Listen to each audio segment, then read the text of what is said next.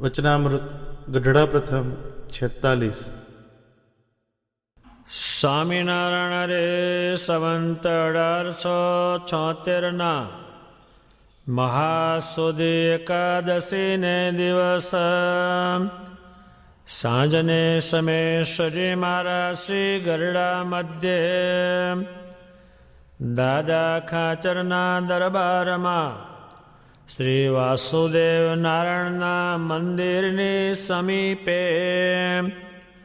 ઓટા ઉપર દક્ષિણાદે મુખારવિંદે વિરાજમાન હતા ને ધોળો ખેસ પહેર્યો હતો ને ધોળી ચાદર ઓઢી હતી ને માથે ધોળી પાગ બાંધી હતી ને પોતાના મુખારવિંદની આગળ મુનિની સભા તથા દેશ દેશના હરિભક્તની સભા ભરાઈને બેઠી હતી.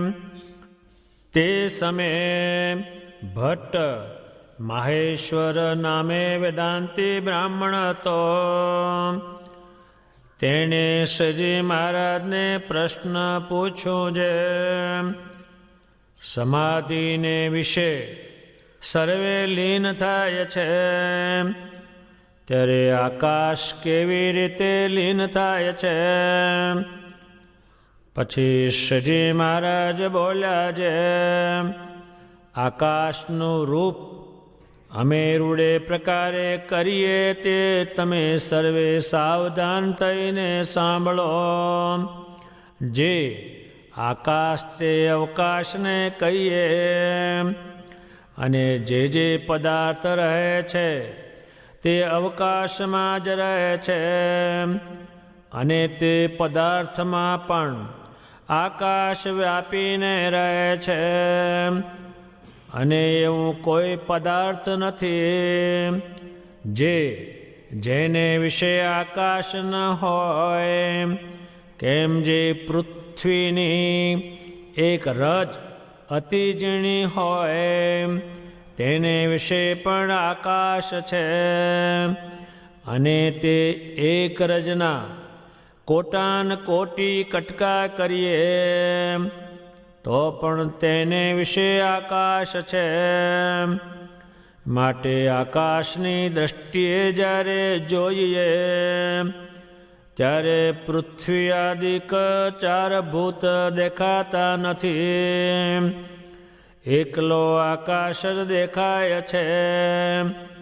તે આકાશ સર્વનો આધાર છે અને સ્થૂળ સૂક્ષ્મ અને કારણ જે ત્રણ શરીર તે આકાશને વિશે છે અને આ બ્રહ્માંડ છે તે પણ આકાશને વિશે રહ્યું છે અને બ્રહ્માંડનું કારણ જે પ્રકૃતિને પુરુષ તે પણ આકાશને વિશે છે.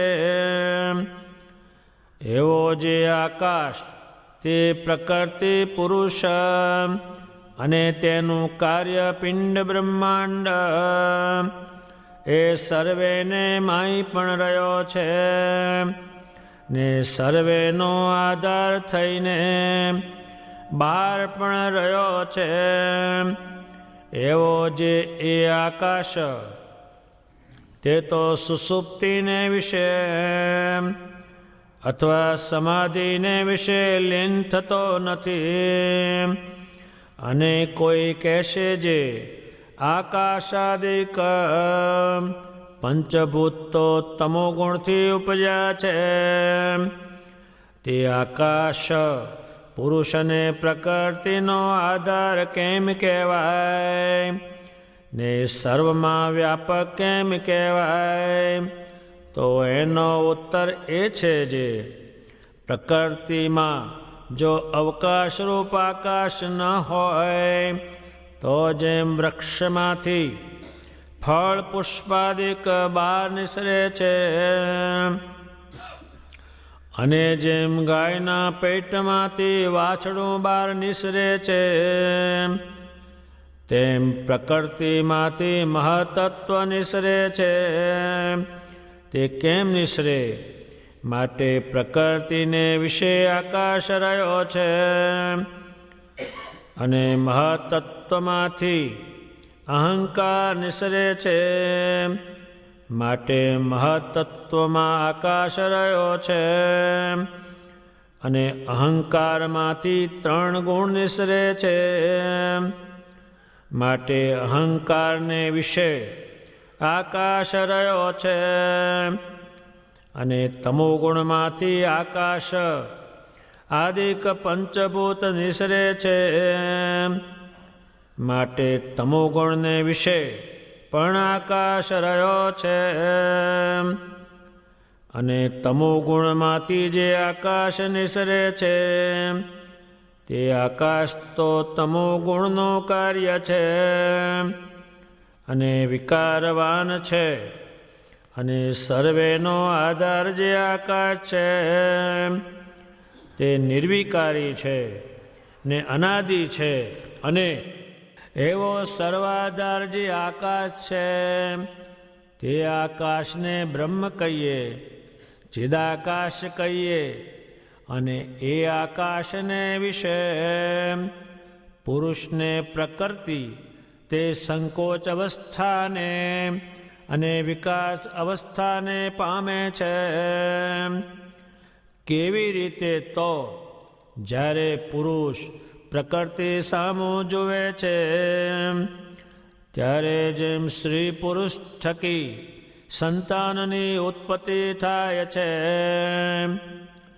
તેમ પુરુષ જે પતિ ને પ્રકૃતિરૂપ જે સ્ત્રી તે થકી મહતત્વાદિક સંતાન ઉત્પન્ન થાય છે.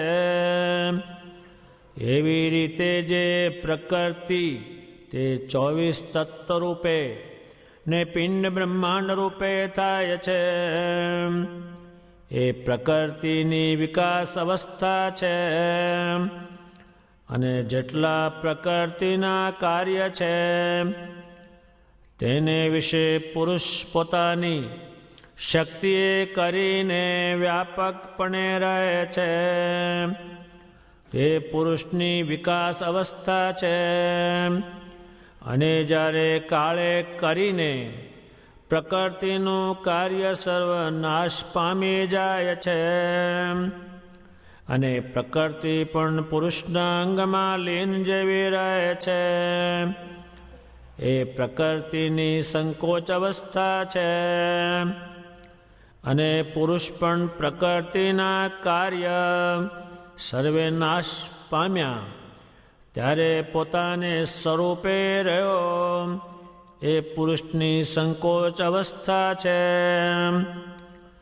જેમ કાચબો છે તે જ્યારે વિકાસને પામે છે ત્યારે પોતાના અંગ સર્વે બહાર કાઢે છે, અને જ્યારે સંકોચને પામે છે ત્યારે સર્વે પોતાના અંગ તાણી લે છે. તે રૂંડ મૂંડ થઈને રહે છે. તેમ પુરુષ પ્રકૃતિની સંકોચ વિકાસ અવસ્થા છે. અને એ પ્રકૃતિને પ્રકૃતિના કાર્યને વિશે અન્વય વ્યતિરેકપણો પુરુષનો જ છે, પણ સર્વનો આધાર એવો ચિદાકાશ તેનો નથી. કેમ? જે સર્વાધાર હોય તે કોણ થકી વ્યતિરેક હોય?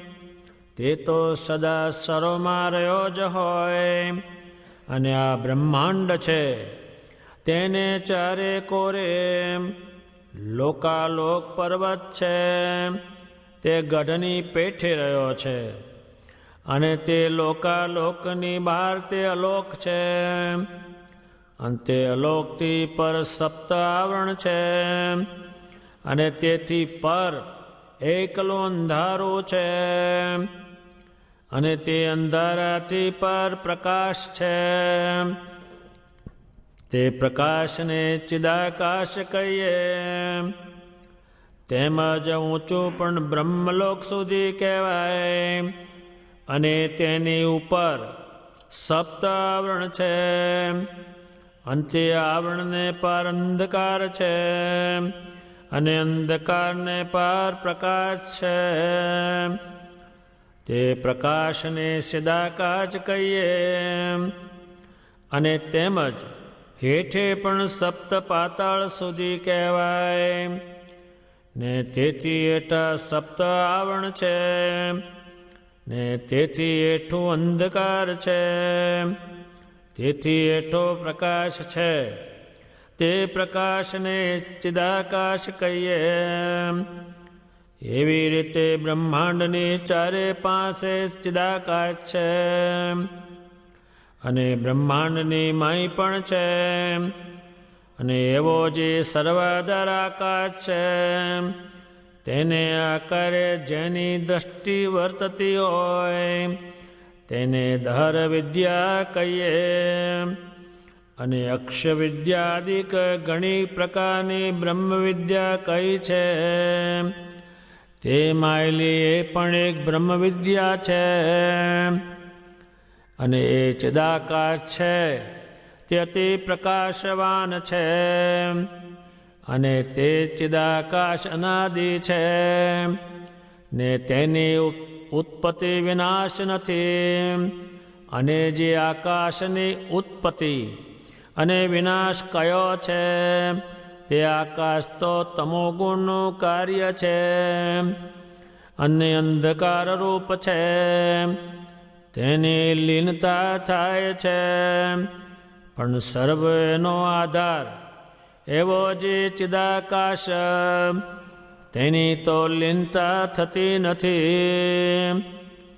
એવી રીતે તમારા પ્રશ્નનો ઉત્તર કર્યો.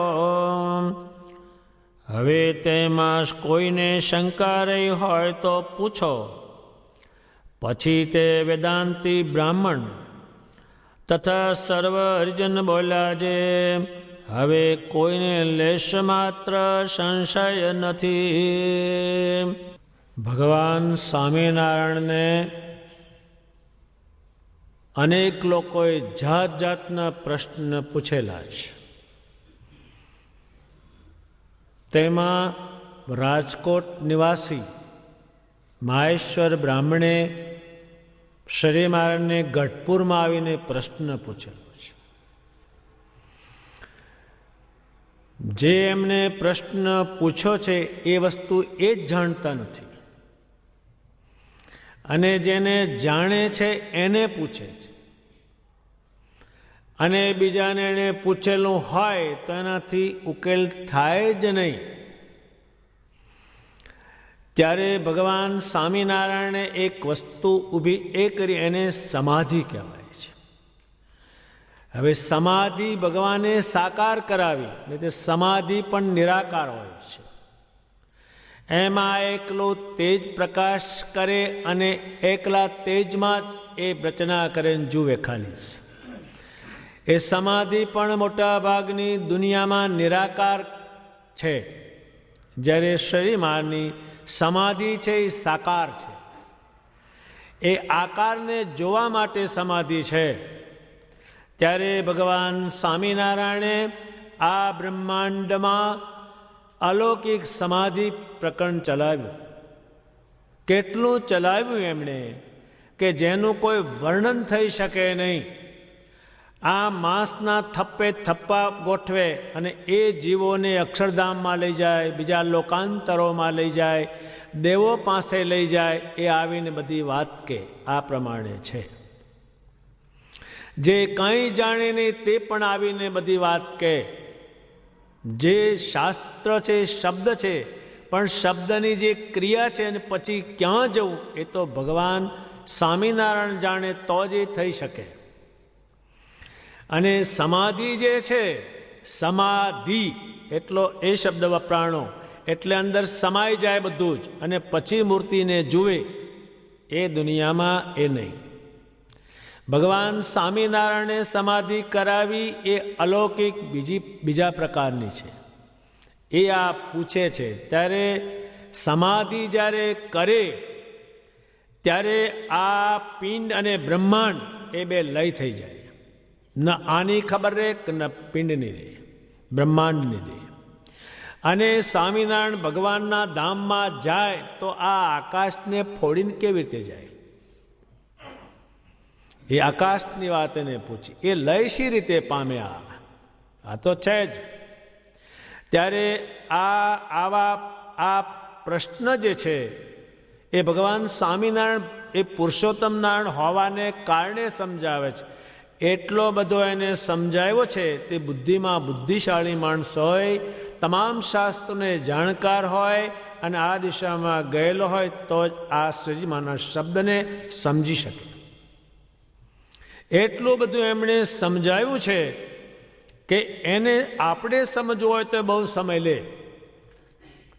ત્યારે ભગવાન સ્વામિનારાયણે આ પિંડને સમજાવ્યું. એ કેવી રીતે એની ઉત્પત્તિ થાય, કેવી રીતે બને અને કેવી રીતે લય પામી જાય. આ બ્રહ્માંડ ગોપાળાનંદ સ્વામીએ એવું ભજન કર્યું કે પિંડ અને બ્રહ્માંડમાંથી વૃત્તિ છોડી અને ભગવાન સ્વામિનારાયણમાં વૃત્તિ જોડી.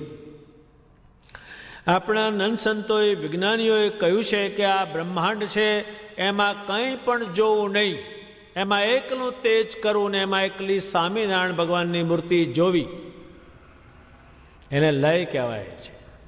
કંઈ પણ જોવું નહીં, એમાં એકલું તેજ કરવું ને એમાં એકલી સ્વામિનારાયણ ભગવાનની મૂર્તિ જોવી, એને લય કહેવાય છે.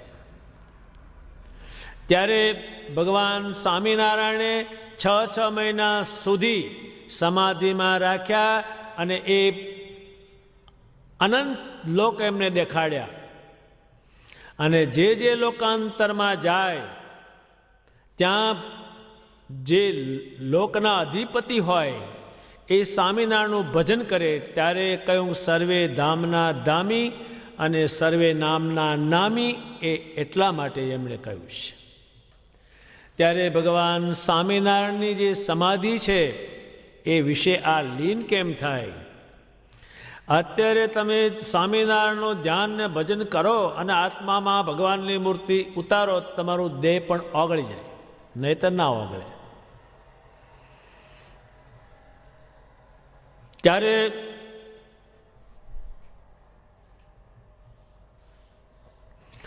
ભગવાન સ્વામિનારાયણે સમાધિ કરાવી અને આ દિશામાં ભગવાન સ્વામિનારાયણ જ જાણે છે આ બ્રહ્માંડની રચના. અહીં કોઈને ખબર પડતી નથી. અહીંયા બ્રહ્માંડના માણસો બહુ મથે છે. કોઈ આકાશને અડવાનું કરે છે, કોઈ નીચે જઈ શકતા નથી. ત્યાં શું છે, કેટલું અંધારું છે, કેટલો પ્રકાશ છે એ કોઈ જાણી શકતા નથી, અંદર જવાતું નથી નીચે. ત્યારે ભગવાન સ્વામિનારાયણે આ બધી વાત જાણે છે એટલે જ કહે છે બીજા કોઈને ખબર નથી. આમ લખેલો હોય પણ જાણે નહીં કોઈ, લખે ખરા પણ જાણે નહીં.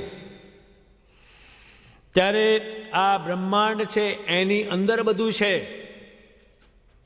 અને એને માટે દુનિયા બહુ જ મથે, બહુ જાણવાનું કરે પણ એનો મેળ બેસતો નથી.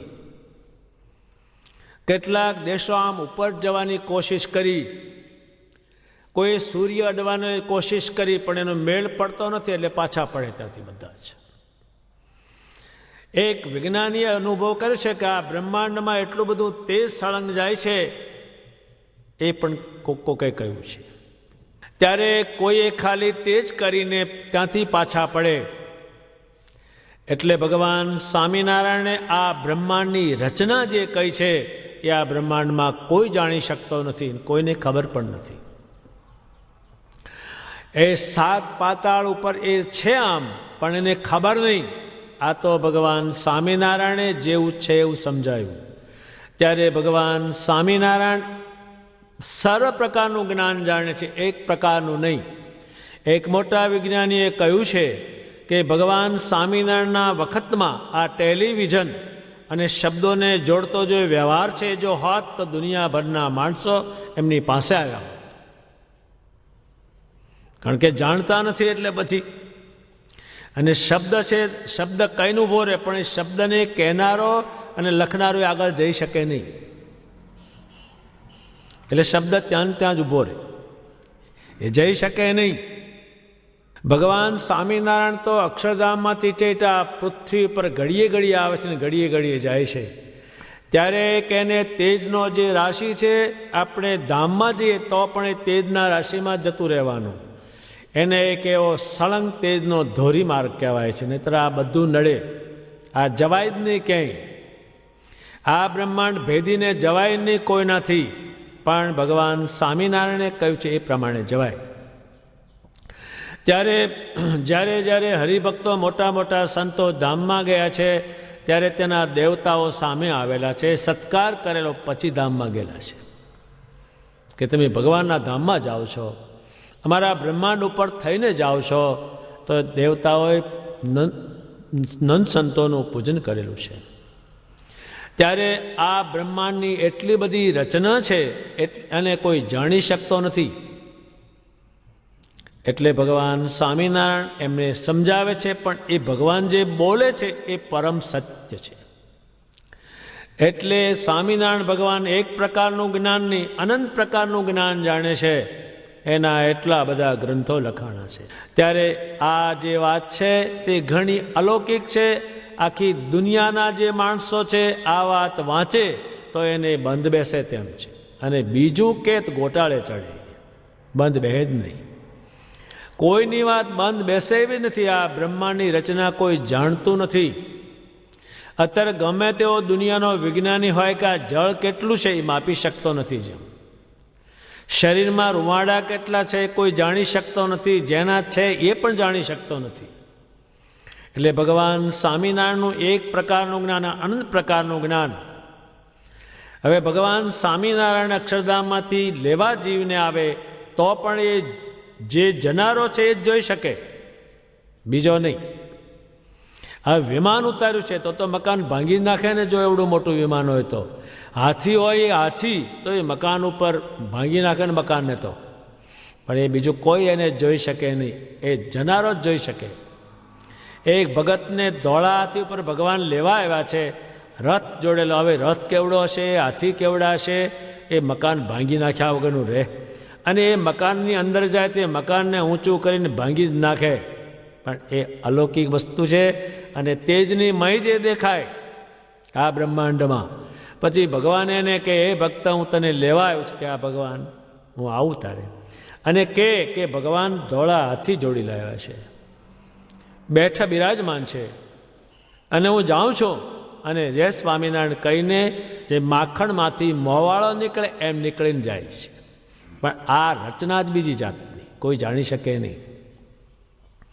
કોઈ જેમ આપણે શરીરની અંદર અનાજ નાખીએ છીએ, પાણી નાખીએ છીએ, પચાવવાના નાખીએ છીએ, અંદર ગયા પછી મોઢામાંથી નીચે ઉતરી ગયા પછી એ કોઈને ખબર પડતી નથી એની ક્રિયા શું થાય છે.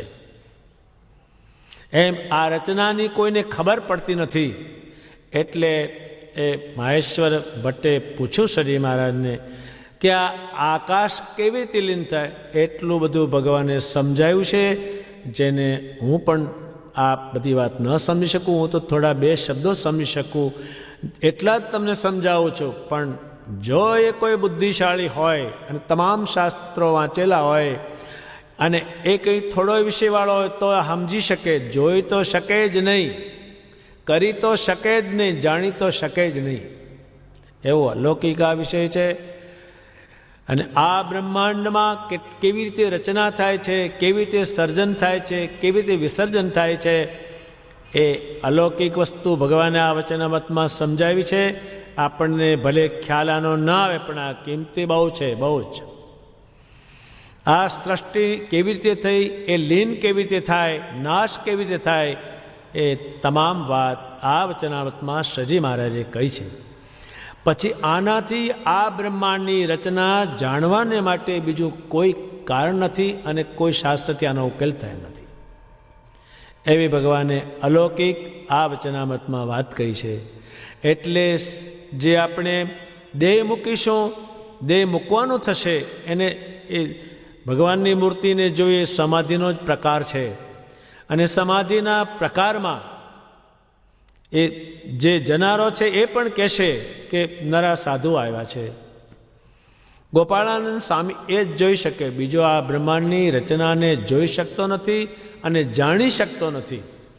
આ બ્રહ્માંડમાં બહુ જ મથે છે માણસો, પુષ્કળ મથે છે, અડધી દુનિયામાં મથે છે કે આ છે શું, આ બન્યું ક્યાંથી, કોણે બનાવ્યું, કેમ બનાવ્યું, શું કરવા બનાવ્યું. આવા નાના નાના સવાલો આમને કાયમ ચર્ચાઓ પર ચાલ્યા જ કરે છે.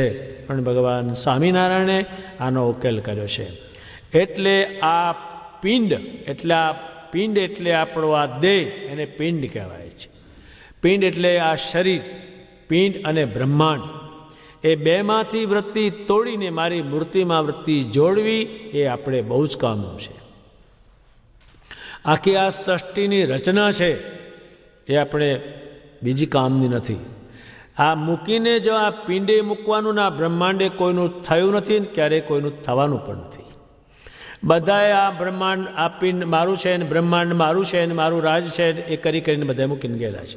કોઈનું છે નહીં. એટલે બહુ લોકોએ કહ્યું અને નંદ સંતોએ આને સમજાવ્યું કે આ પિંડનો સવાલ જવા દે, મારું કર્યા વગરનો, અને આ બ્રહ્માંડમાં આ મારું છે એ જવા દે તું.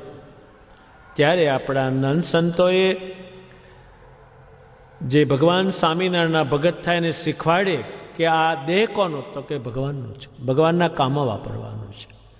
આ દીકરા કોના, તો કે સદી મારના. આ ઘર કોનો, સ્વામિનારાયણ ભગવાનનું.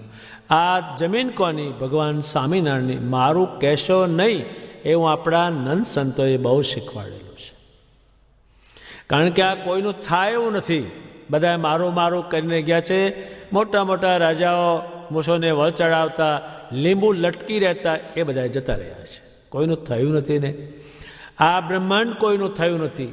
જેનું છે એનું ને એનું કાયમ રહે છે. બહુ લોકોએ જાત જાતના બોર્ડો માર્યા, જાત જાતના નામ લખ્યા ગામના, કોઈ રહ્યું જ નહીં ને બધા ચાલ્યા ગયા, દોડે દાડે ગયા બધા જ. ત્યારે નંદ સંતોએ આ પિંડમાંથી જીવ બહાર કાઢવાનો અને આ બ્રહ્માંડમાંથી બહાર કાઢીને સ્વામિનારાયણમાં જે જોડવાનો કયો, એ આપણા વિજ્ઞાની સંતોએ કહ્યું. બીજું કોઈ જાણતું નથી. સ્વામિનારાયણ ભગવાને તો એટલા જ સુધી કહ્યું. ત્યારે એ બધાએ પુરુષોત્તમ નારાયણના ઉપાસક બન્યા અને તેજસ્વી બન્યા, સર્વ પ્રકારના સુખના યોગને પામ્યા અને લાખો લોકોને સુખી એણે કર્યા. ત્યારે પિંડ અને બ્રહ્માંડ, એ બ્રહ્માંડ છે એમાં પિંડ છે અને પિંડમાં બ્રહ્માંડ છે. આખી એની રચના ભગવાને સમજાવી. પણ વધારે સમજવાનું તો એ છે કે આ જે પિંડ છે એમાંથી જીવને બહાર કાઢવાનો એની કળા આમાં ભગવાને બહુ સમજાવી છે. અને આ બ્રહ્માંડમાંથી કેમ બહાર નીકળાય એની કળા સમજાવી છે. ત્યારે આપણા નંદ સંતોએ ઘેર ઘેર ફરીને આ ભગવાન પુરુષોત્તમનું જ્ઞાન કહ્યું. તેને કારણે કરોડો જીવ પુરુષોત્તમના યોગને પામી, ભગવાનના જ્ઞાનને પામી અને પિંડમાંથી વાસના છોડી, બ્રહ્માંડમાંથી છોડી અને ભગવાન સ્વામિનારાયણના ધામમાં ગયા છે. આ રીતે આપણા નંદ સંતોએ બહુ જ જણાવી છે. ત્યારે આપણે આ પિંડનું ચિંતન કરશું તો પિંડ નહીં રહે, બ્રહ્માંડનું ચિંતન કરશું તો બ્રહ્માંડ નહીં રહે. ત્યારે એક આપણા મોટા સાધુ હતા, તે ગામમાં પધારેલા. તેમાં એક હરિભગતને કહેલા, સંધ્યા ટાઈમે તું ક્યાં ગયો હતો, ભગવાનની આરતી કરવાની સમયે ક્યાં ગયો હતો તું? તો કે સ્વામી ભેંસને પાવા ગયો હતો. કે મુય તારી ભેંસ, અહીં કીધું ત્યાં જ મરી ગઈ. ત્યારે આમાં વળે એવું કાંઈ નથી. એને પાણીનું વલણું કહ્યું છે, પછી કુશકા ખાંડવાનું કહ્યું છે. નીકળે આમાં કાંઈ નથી. જે નીકળવાનું છે એ સ્વામિનારાયણની મૂર્તિ થકી અન્ન કેવ, વસ્ત્ર કેવ, આબરૂ કેવ, સુખ કેવ, શાંતિ કેવ, કલ્યાણ કેવ, જેટલું કેવું હોય એટલું પુરુષોત્તમ નારાયણના સ્વરૂપમાં ચોટ્યા પછી જ. જે માણસો પિંડે દુઃખી છે, મને દુઃખી છે, તને દુઃખી છે, વ્યવહારે દુઃખી છે, મારું કરવામાં દુઃખી છે, એટલા બધા દુઃખી છે. લગભગ 16.5 દુઃખી છે. એ નંદ સંતોએ આપણા જે મૂક્યું છે બધાએ, એ ભગવાન સ્વામિનારાયણના કહેવાથી ઘર, વ્યવહાર, મા બાપ, અને આ મૂકે ક્યારે? જ્યારે એને કાળ ઉઠાવે ત્યારે. એ ભગવાને આગળ સૂચના આપેલી છે. એટલે આ પિંડની અને બ્રહ્માંડની વાસના છોડી અને ભગવાન સ્વામિનારાયણની વાસના કરવી, તેને કારણે સર્વે શુભ યોગ પ્રાપ્ત થાય છે, શુભ બુદ્ધિ પ્રાપ્ત થાય છે અને એનું પરિણામ ઉત્તમમાં ઉત્તમ આવે છે. આ પ્રમાણે વચનામૃત તો ઘણું જ મોટું છે. આ તો બહુ જ એટલું બધું ભગવાને સમજાયું છે ને આ બધું લખાણ બીજા શ્રેષ્ઠ શાસ્ત્રોમાં પણ મળી આવે, પણ એને સમજણ નહીં, લખનારને હોવ સમજણ સજી મહારાજને છે. એ પુરુષોત્તમ નારાયણ હોવાને કારણે એક વાત જાણે છે, અનંત કોટી બ્રહ્માંડના પતિ એનાથી શું અજાણ્યું હોય. અનંત કોટી બ્રહ્માંડો એ બ્રહ્માંડના પતિ ભગવાન સ્વામિનારાયણ, એ સર્જન કરનારા ભગવાન સ્વામિનારાયણ, એનાથી કોઈ વાત અજાણી નથી. તમે આ બ્રહ્માંડ ઉપર જીવીને જે કંઈ ભગવાનને આપો એ ભગવાન જાણે. આ બ્રહ્માંડમાં કોઈ જાણતું જ નથી. એ તમે જે ભગવાન સ્વામિનારાયણ અર્થે કરો તો દેહ મૂકીને તમને ભગવાન બતાવશે કે તમે આટલું બ્રહ્માંડ ઉપર કર્યું છે. એટલા માટે આ વચનામૃત જે છે એ ઘણું અવલૌકિક છે અને ઘણું વિસ્તારવાળું છે. એ વેદને ભણેલો માણસ પહેલો તો, આ વેદને ભણેલો પણ આ બધી વસ્તુ એમાં નીકળે નહીં, હટદે નહીં, એટલે આ ભગવાનને પૂછે. નહીં તો એ વેદને વાંચેલું જ છે એમણે, તો વેદાંતિ છે, મૂળ શાસ્ત્રોને ભણેલો છે, પણ આમાં સમજણ ન પડે. ત્યારે આ બ્રહ્માંડ છે એમાં બહુ જાતના શબ્દો છે. એટલે આ પુરુષોત્તમ નારાયણ જે છે એને ભજે નહીં, એનું કારણ પહેલાં શબ્દો જ ખોટા છે. ત્યારે આપણા નંદ સંતોએ એટલી બધી ગોઠવણી કરી કે સ્વામિનારાયણને મૂકીને ક્યાંય આ જીવ જાય નહીં, એટલા માટે તેને હજારોની સંખ્યામાં ગ્રંથો લખ્યા છે. અને પુરુષોત્તમ નારાયણને જીવ જ્યારે સંબંધ રાખે ત્યારે એ જીવ કિંમતી બને છે. ત્યારે ગોપાળાન સ્વામી કેટલા કિંમતી બન્યા છે આ બ્રહ્માંડમાં, મુક્તાન સ્વામી કેટલા કિંમતી બન્યા છે જેનું જ્ઞાન આખા બ્રહ્માંડમાં જાય. એટલા માટે ભગવાન સ્વામિનારાયણનું જ્ઞાન એ પુરુષોત્તમનું જ્ઞાન છે. એટલા માટે બધા આપણા નંદ સંતો સજીમાના વચનને આધારે જ ચાલ્યા છે, એને વચનને આધારે જ ઉપાસના કરી છે, એના વચનને આધારે જ અક્ષરધામમાં ગયા છે. એના વચન જે છે એ અલૌકિક છે. અને આ બ્રહ્માંડમાં એમના વચનની તુલ્ય કોઈનું વચન છે જ નહીં. જેટલા વચનો લખાણા એ પણ સજીમાના વચનને આધારે લખાણા. નિષ્કુળાન સ્વામીએ આ પિંડ અને બ્રહ્માંડમાંથી જીવ છોડાવવા માટે એટલું બધું લખાણ એણે કર્યું છે. એક બાજનરામ નામનો રાજા થઈ ગયો. એટલું બધું એની પાસે લશ્કર હતું કે આ લશ્કર બધું ચાલે ત્યારે 9 તુંબડા રથથી ભરાઈ જાય, એટલું લશ્કર એનું. પણ આ વાત જાણતો નહોતો, એટલે મોટાભાગનું અજ્ઞાન જ કામ કરતું હોય છે. એ જાણતો નહોતો રાજા કે આ મૃત્યુ થાય છે, એ નહોતો જાણતો. આપણે બધું જોવડાવી છે, આમ જોવડાવી છે. એક જોવડાવતા નથી મૃત્યુ, જે ઓચિતું અડવાનું છે એ ન જોવડાવી. કોઈને પૂછો મારે અમેરિકા જવાનું ક્યારે થશે, ત્યારે પર જોનારો કે 3 લીટા છે એટલે 3 મહિના પછી થશે. ત્યારે બાજન રાજાને કોઈએ મૃત્યુની વાત કહેલી ને આણે જોયેલું નહીં. એમાં રસ્તામાં એક ઊંટ મરી ગયો, જીવ નીકળી ગયો, રસ્તા વચ્ચે પડ્યો. એટલે લશ્કર આમ પડખે રહીને ચાલ્યો, પણ રાજાનો હાથી આવ્યો, બાજન રાજાનો, એણે આને જોયેલો. પછી બાજન રાજાએ કહ્યું ઉસકો ખડે કર દો. આ ખડે થવાનું છે હવે કે બડે થવાનું છે હવે? બધા કારભારીને બોલાવ્યા. તો કે મહારાજા એમાંથી જીવ જતો રહ્યો તો પકડ લાવ. હવે આને શું કરવું બોલો?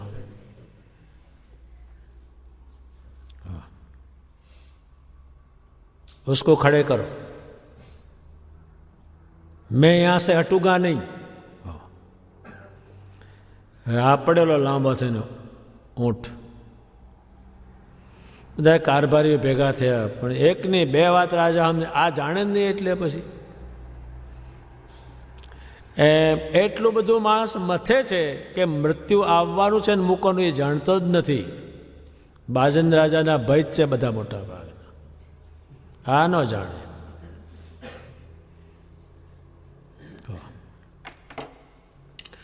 પછી એને બધા કારભારી ને કારભારી પણ જાણે નહીં, એને સમજાવી શકે ને. એટલે પછી કોઈ બુદ્ધિશાળી હતો એને વિદ્વાન તેને લાવવો પડ્યો. લાવ્યા, રાજાને સમજાયું કે તમારી માં ને તમારા બાપ જે છે એના થકી તમે આગળ મૃત્યુ થયેલું, પછી અંદર આવ્યા ને પછી બહાર નીકળ્યા. એને થોડીક વાત બેઠી. હજુ તમારો દેહ છૂટી જશે પછી તમારે ક્યાંક જવાનું થશે પાછું. કહો, જો આ વાત નહીં કીધેલી. શ્રી મહારાજે એવી વાત કીધી, લાખો માણસો સંસાર મૂકીને એને ભજન કર્યું. આ વાત જ કંઈ નહીં. આ મૃત્યુની વાત નહીં, ક્યાંય મૂકવાની વાત નહીં, બધાને જાળવાની વાત. ત્યારે એ રાજાને સમજાયું. પછી રાજાને ખ્યાલ એ બેઠો કે આ તરત કંઈ નહીં, આમાં એ તો કંઈ નહીં મહારાજા. પછી એ રાજાએ ત્યાંથી આમાં કંઈ છે નહીં તો પછી છે શું કરવાનું, મથો નકામું. રાજાને એ મૂકીને પછી એને ફકીરી લીધી. ત્યાંથી ફકીર એટલે છોડી દીધું. ત્યારે આ પિંડમાંથી જીવ છૂટો નથી પડતો તો એને કાળ આવીને પડાવી દે. તારું છે નહીં એટલે